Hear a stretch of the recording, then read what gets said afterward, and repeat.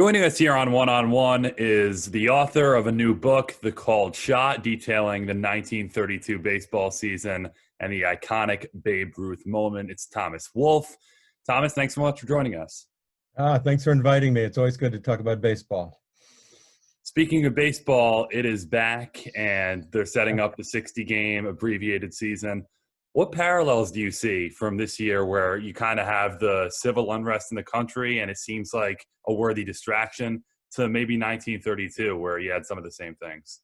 Yeah, it's odd. I mean, that 88 years after 1932, we're going to see some of the same things going on in the culture and in the political world. 1932 was a presidential election year.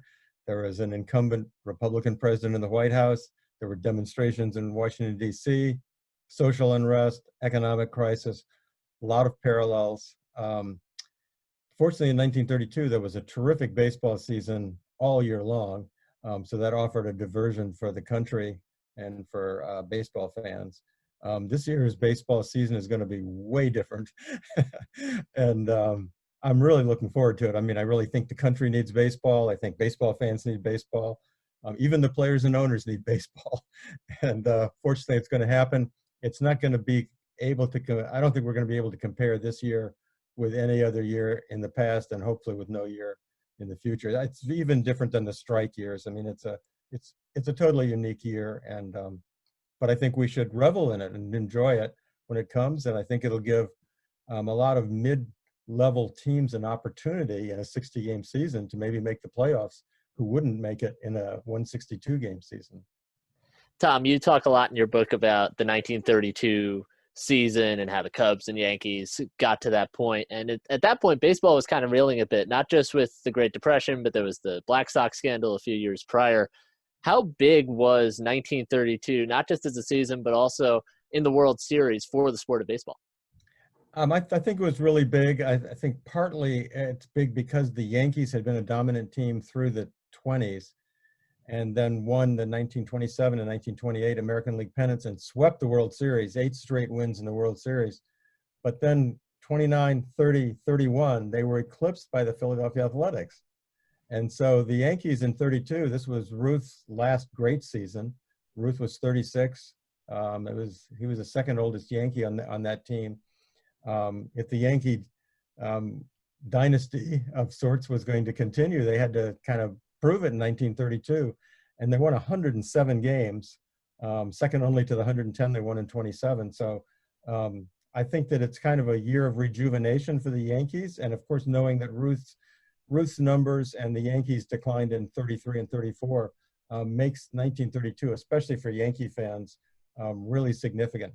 You also mentioned the Black Sox scandal, of course, from 1919, and I think that Ruth is given a lot of credit for repopularizing the game of baseball when fans could have turned away, feeling like it was just not legit as a sporting activity. But I think Ruth hitting home runs, the Yankee dominance in the 1920s, the new Yankee Stadium in 1923. I mean, all of that contributed to a resurgence of interest in baseball. A very special season for sure. What were some of your inspirations in writing the book and having so much interest in that time period? Yeah, oddly enough, the way I got interested in 1932 was by visiting a prison in Iowa in the year 2000. And while I was visiting that prison, I was there as a visitor, not as an inmate, fortunately. So I could walk out, but I was there researching a different book, a true crime book. And while I was there, I was told a story about a prison warden and a murderer who bonded over their shared love of baseball and the Chicago Cubs, and how the warden promised this prisoner who'd been in prison for 30 years that if the Cubs made it to the World Series, he would take the prisoner to the World Series. And he did that. So I thought, well, a human interest story about the prisoner and the warden would make a really neat book. And then I started looking into the season. Season was such a spectacular season, 2 great pennant races, dozens of Hall of Fame stars, that I thought really what the book should be about was the entire season and what was going on in the country in 1932. So oddly enough, the story of the called shot starts in a prison in Iowa, but that's where the inspiration and desire to write the book came from. That's fascinating, Tom. I'd never heard that story before. You mentioned the called shot, so let's get into it. You talk about it in your book towards the end. Have you gleaned any more certainty as to whether or not Babe Ruth did call the shot? Because there have been disputes as to whether he was pointing to center field, whether he was pointing to the Cubs dugout, because there were a lot of taunts and jeers, and there were some racially charged remarks as well. Have you been able to get any more certainty as to what Babe Ruth exactly did there? I have some certainty about part of the story. I have certainty that he predicted a home run and that he announced that basically to 50,000 fans, to Governor Roosevelt, who was in the first base side, to Commissioner Landis, who was over on the third base side, and most pointedly to the Cubs dugout. Since the Cubs were, Guy Bush was actually up on the top step of the dugout. It looked like he was going to charge toward Ruth in the middle of the at bat, shouting at taunts at Ruth, and as you note, some were racially infused. And I think Ruth loved being in that moment. He was a master of moments. He was a showman. He was a performance artist, really. And he pointed at the Cubs dugout several times. You can see that on videotape. And he was holding up a finger, and then, it only takes one to hit it, apparently, he said. And after the count got to 2-2, Ruth turned to the home plate umpire and said, if Charlie Root puts the next pitch over, I'm going to hit it out of here.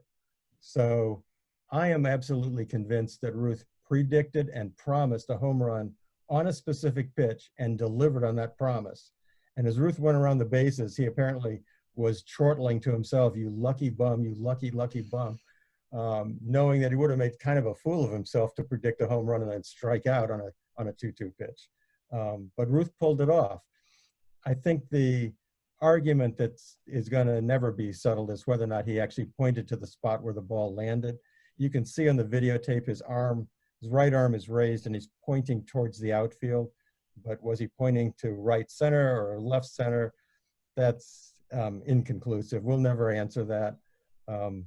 Players and fans and announcers who were interviewed after the called shot seemed to split 50-50 as to whether or not Ruth really pointed to where he hit the ball.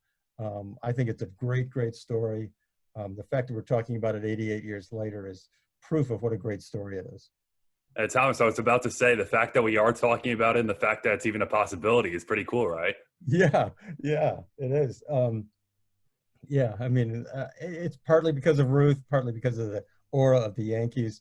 But yeah, 100 years from now, when we're all dead and other people are writing histories and doing interviews, they'll still be talking about that moment because we can't prove it. And Ruth is going to be just as large a figure in the history of baseball 100 years from now as he is now. I'm convinced he's the one constant. Tom, you also talk in your book, it's interesting, the city of Chicago, about how that was kind of an epicenter of a lot of activity, not just in baseball, but in the world at large. There was a convention in Chicago. What role in terms of the, cultural significance of what Babe Ruth did was added to it because it happened in Chicago? Yeah, well, Chicago's sort of the center of the country. It's the heart of the heartland. And as you have correctly noted, a lot of what happened in 1932 happened in Chicago. There was the called shot at the end of the World Series, of course. But earlier than that, both political conventions were held in Chicago. Hoover was renominated there. Roosevelt was nominated there. Judge Landis had his offices in Chicago, and he investigated the gambling allegations about Rogers Hornsby from his office in Chicago. And the Cubs shortstop, Billy Jurgis, got shot by his girlfriend in the Hotel Carlos right down the street from Wrigley Field. All of that happening in Chicago. I don't know in terms of the broad scope of American history why that should necessarily be more significant than anywhere else in the country. But for 1932 and baseball, Chicago was really the center. And of course, the Chicago fans are terrific. Cub fans, at that point, they had waited 24 years for a world championship.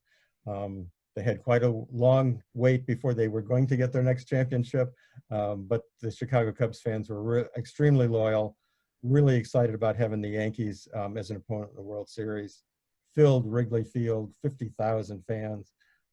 So Chicago was a vibrant place there. Al Capone was in jail, so the 20s version of Chicago had kind of faded a little bit, and it was a new era for Chicago. You mentioned earlier the similarities in the time periods. On a broader scope, what do you think we can learn from 1932 here in 2020? Well, I would take it back to baseball and say that what we can learn is that although there's a lot goes on in our national debates and politics and discussion, and we go through different kinds of crises in different eras. We're dealing with a pandemic in 2020. 1918, we were dealing with World War I. 1941 to 45, World War II. 1932 was an economic crisis, and kind of a crisis of confidence in America. So I think that in all of those eras, all of those years I've mentioned, 1968 would be another one. Baseball is a diversion from the country's troubles, and baseball is the one constant that kind of goes back into the 1800s that unifies Americans. I think that's why we need baseball this year. I think we need it for our mental health. I think baseball provides that in a way that really no other sport does. You certainly look forward to getting the return of baseball, restoring some of that sanity. Thomas, we appreciate you coming on today, taking a few minutes, and everyone be sure to check out that new book, The Called Shot. Thomas, have a good one. Thank you very much. I really enjoyed the conversation. Great to talk about baseball with all of you. Thanks, Tom. Thank you.